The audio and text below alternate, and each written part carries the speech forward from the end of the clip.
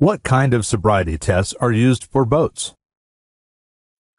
Attorney Brent Bowen says, a test that troopers and especially parks and wildlife officers like to use for boating while intoxicated is a hand pat test, where the person would actually try to touch their hand, but they would have to flip one of their hands over from palm to the back of their hand as they were touching it and then back to the palm again.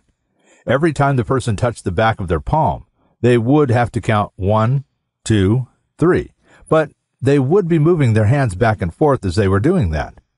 The other test I see quite often now on boating cases is finger touch, where the person would have to count from their thumb to their index fingers, or start with their little finger.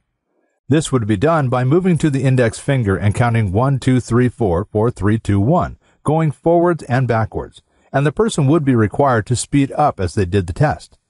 The officer would be trying to see whether the person could touch their fingers together, so it would be like a dexterity test.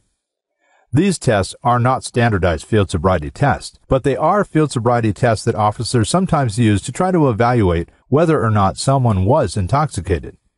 I have not seen the hand pat and finger touch test except for boating cases, because it would be impossible to do a walk and turn or a one-leg stand test on a boat.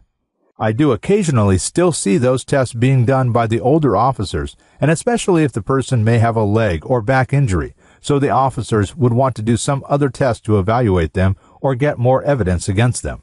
For a free consultation, call Attorney Brent Bowen at 940-213-0630 or visit his website at www.brentbowen.com.